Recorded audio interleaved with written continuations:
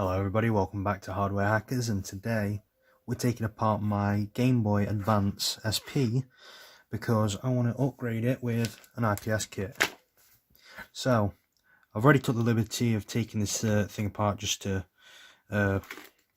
really speed up the process, and so as you can see I've took off the battery pack and the battery. I did a little upgrade a while ago where I took apart a DS. And well, I snipped off the little teeth that were on the battery, and it basically works as a bigger milliamp an hour LiPo battery for the Game Boy Advance SP. So that will actually help with the SP, because the SP is like 600 and something milliamp an hour. This one is 850. So yeah, that's a pretty good improvement. So yeah, what I've done here is I've also took the screen out. Just pull that back. So yeah, to get this started off, what we have here is we have a screw here, we have a screw in each corner, and there's also a hidden screw, as you can see just there. And without further ado, just open this thing up, right? And to make things simple, we have a screw here, a screw here, and a screw here. I'm going to use the screwdriver that came with the IPS kit because why not? You have a tri-wing here and you have a crosshead. So all we're going to do is just unscrew this. You might want to take that out, the switch. I'm going to put it on there for now. I might as well get started with turning on the soldering iron while I'm here, if it wants to stay. There we go. Oh, look at that. It actually stays in place. So all I'm going to do is just put them to one side for now.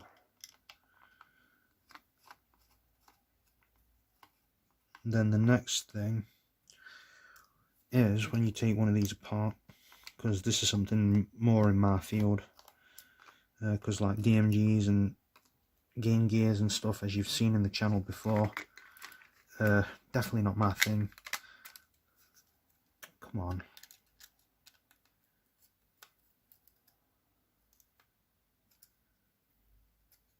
I was being a bit stubborn. There we go. Okay, so from here, what you do is lift this up, right? And because we're already here pretty much,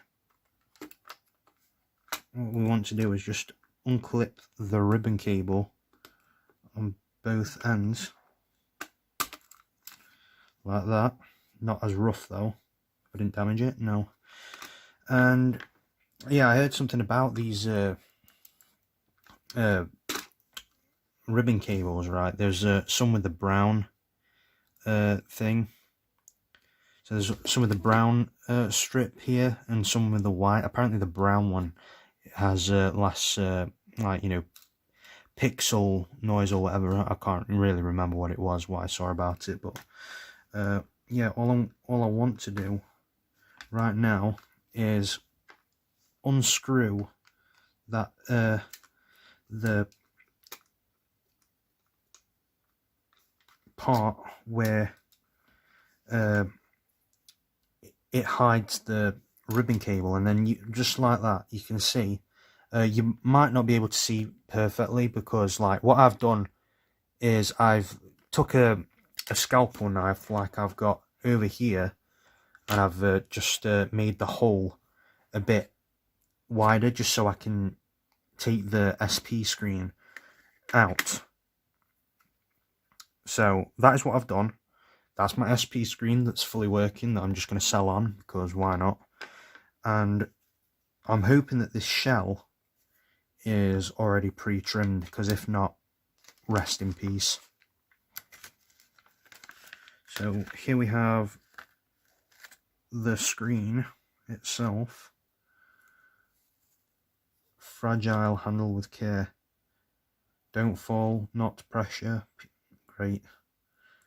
peel off this thing before install. We'll just take the speaker out, why not? And we'll see if it actually does fit in here. So yeah, that looks like it fits just fine. But I want to see if the top bit will allow it to shut without any trimming, because if not, then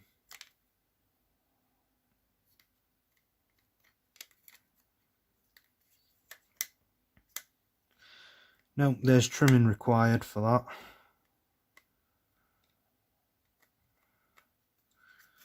So I want to just see where it lines up nicely,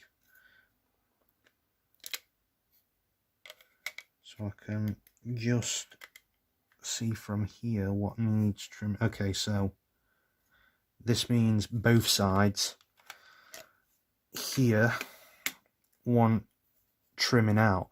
Now I can do this the easy way, I can do this the hard way,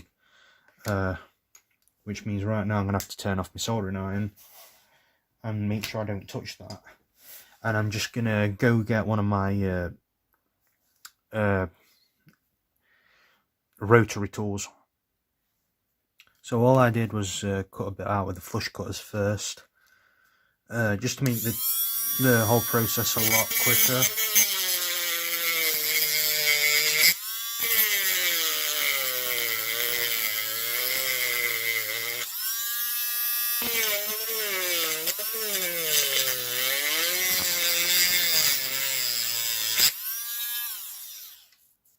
And yeah, just to smoothing it down eventually. This will take a while. Also, people, don't forget to wear goggles. And just like that, except that around the corners here I need a smaller bit just to mess around with. And as you can see, that is looking pretty smooth, I think. So all I have to do is do the same on the other side. Now, just for tutorial purposes, I'm just going to show you guys what I've done. So all I did was snip down here.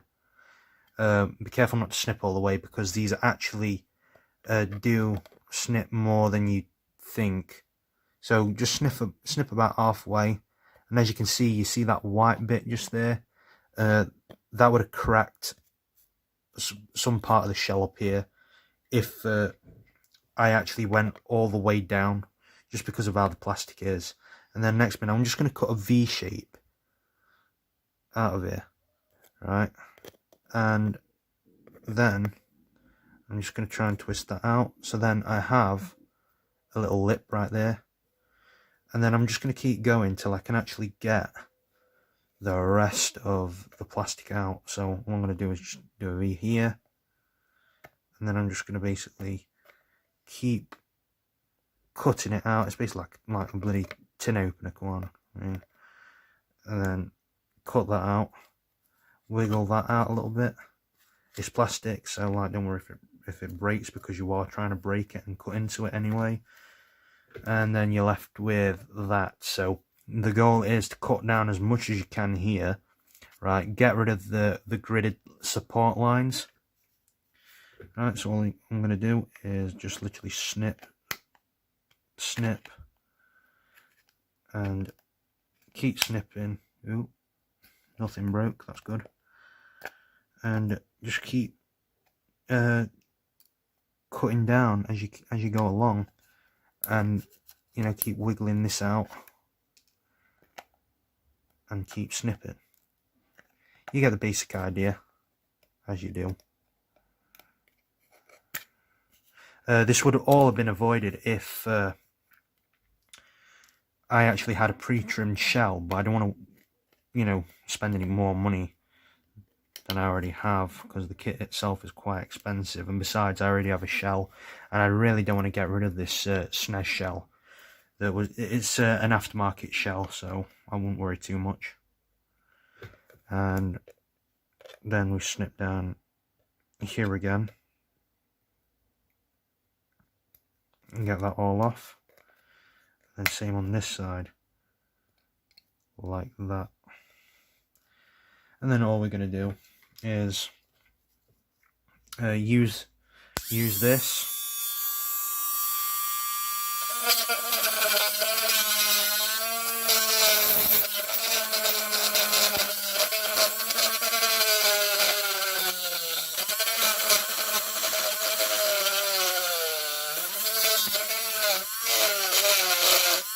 And you want to go at an angle like that.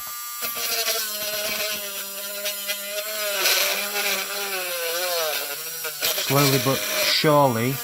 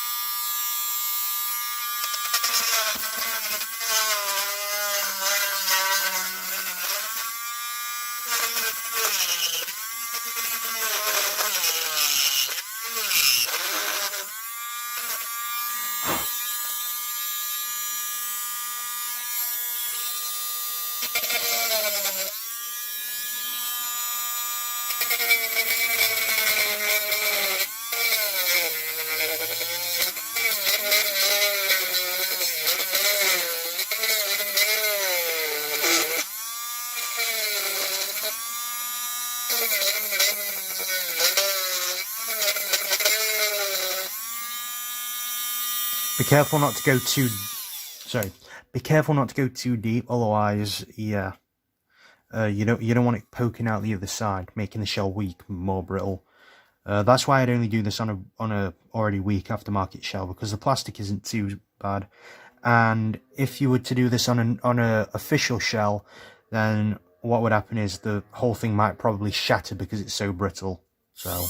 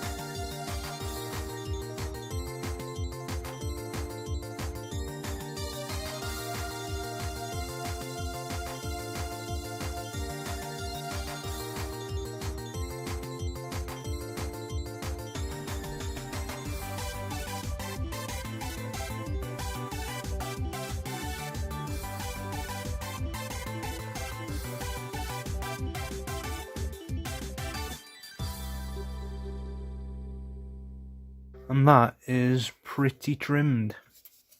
So all I have to do is clean this mess up and we should be good to go. So I did test the shell out. Unfortunately, these bits have to come off as well. So I'm going to skip ahead, and because you've already seen enough, and I'm going to do that myself off cam. So off camera I did a little bit more. I took off the bits that were just like, you know, lining up against the screw holes. Yeah, give it a bit of a blow. Close the console's legally over 18 years old. Yeah, bad joke. Sorry, they were in poor taste. Yeah. So now, obviously, when we put it on, it will work.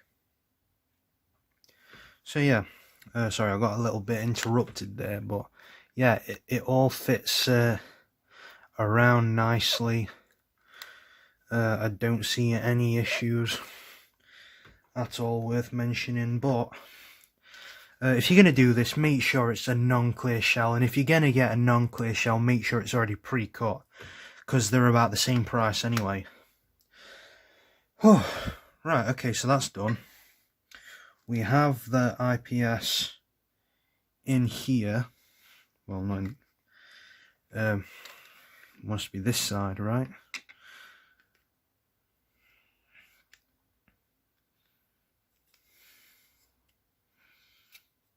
If we look at it properly, it wants to be. Okay, so I hope there's no trimming involved for this part of the shell, because quite honestly I'm fed up. Nope, none necessary. Right, okay. Now what am I going to do about that screw hole that's being blocked by that?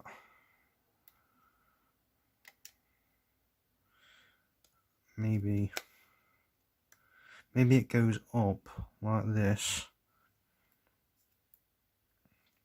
Yeah, that's probably what is supposed to happen, because that's supposed to go in there like that. Yeah, so from down here, well, actually no, I tell a lie. Now you have to roll it up. Well, what I'd like to do is put it in. Right, once it's in, do the roll. Well, actually no, that won't work.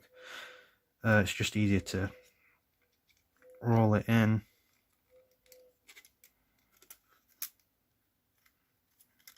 So then it can basically emulate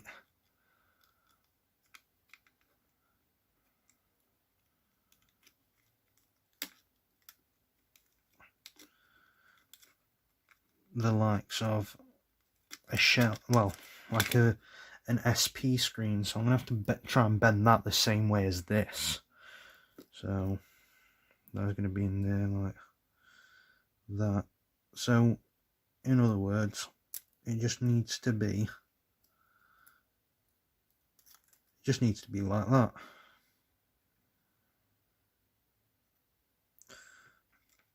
And so it might help if I actually put this into place. Hold on a minute. So attach this insulating film to the metal surface on the back of the screen. Okay, let me just wipe all that off. So that's what I need to do right now. And just lay this on. If I can do it as precise as possible, that would be great.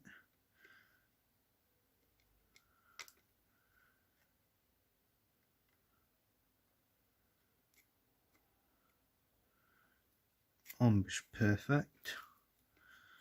Almost. So that's insulated just there. Right, so that means this will be pressed onto here. There we go, that's snapped into place. What I wasn't doing, I was holding it again. I wasn't holding it against the actual very end of the shell. So now all we have to do is just get this and roll it in to place. Then we should be good to go. Right, so obviously in there, obviously I've scalpeled this when I first tried to reshell this, so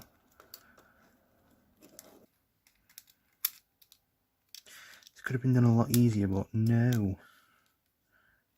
Well, it should be okay, but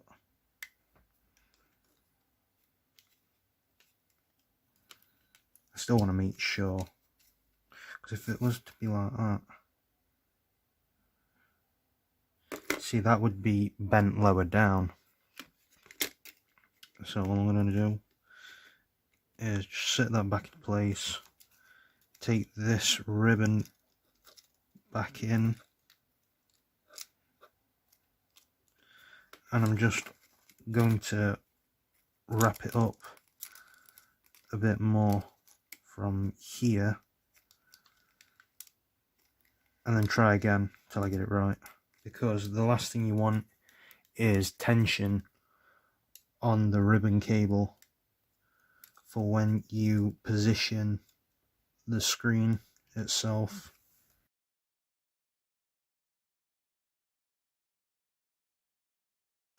Seat the speaker back into place.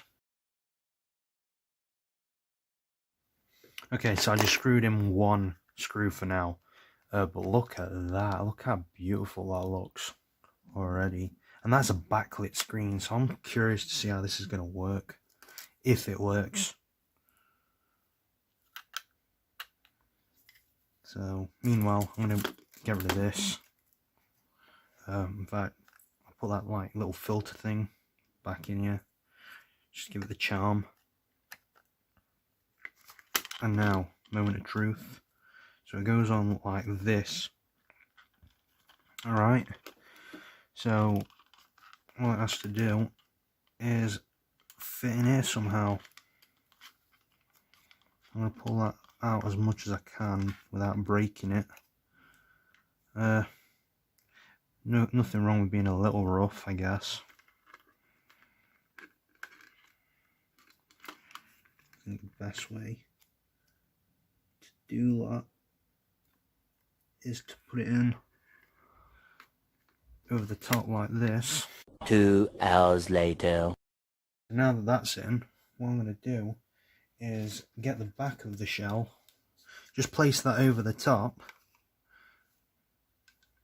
like so, make sure everything's in place nice and solid, and I'm just going to get my DS battery, big flex, just throw that in here,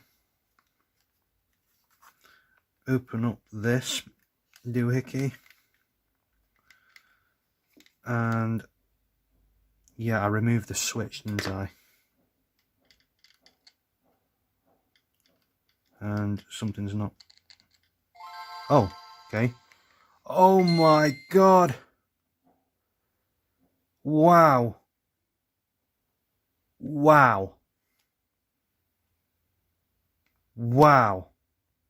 Backlit Game Boy, that makes so much difference. Oh my god, I cannot even begin. Oh my god. I'm actually ashamed that I had to turn that off, but god damn. Sorry for that, but yeah, damn. Damn. Now that looked gorgeous. I am not going to lie. God. Wow. Now I just need to pull that back. Honestly, I've seen an AGS 101, but damn. Like, damn. That looked gorgeous. That was a genuine reaction as well. Like, no lie or anything. Like, I honestly, right, that was amazing to see. No words, really. And I just dropped the switch, and I'm hungry, so sorry if you hear my stomach growling, but that's just the way I work. So that's off. Make sure it's in the off position, for crying out loud. Yeah, so now it's time to screw the motherboard back into place. And take one there, put one in. I'm genuinely shaking because, like, I'm so excited to see how this turns out. Yeah, you can see that, right? Like I am not faking this at all. This is great. I'm so happy that, you know, that worked. At first I thought that was not even going to turn on, but it would. I think it would just me not flicking the switch on properly. And I was like, wait, what? Did I not see the ribbon cable correctly, or, you know, what's actually happening? And then, boom, like big vibrant GBA screen just appears unexpectedly. That is looking great. So all I need to do is just put this thing back together, right? How hard can that be?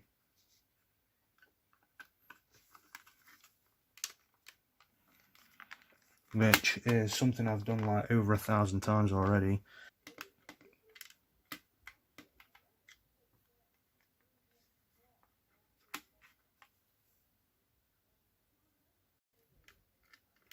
And we should be good for now.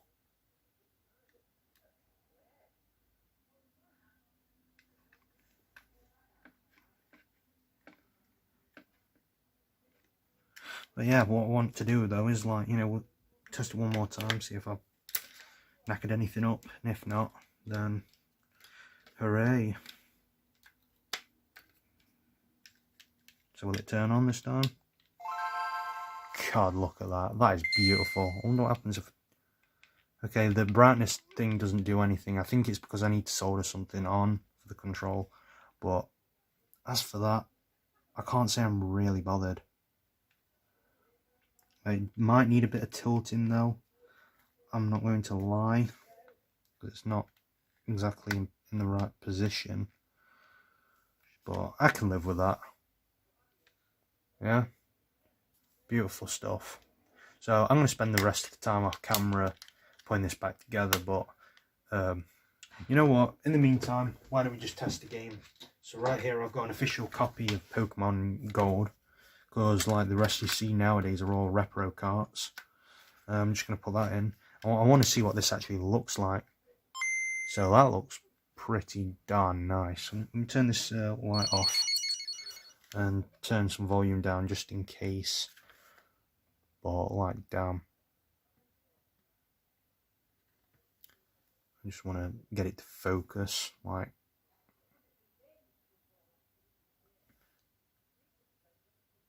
it appears very bright on camera, but like, yeah, it's bright, put it that way. Is there any way for me to sort of like get it to view properly? I mean, the view angles are really nice on this as well, which is something I do like.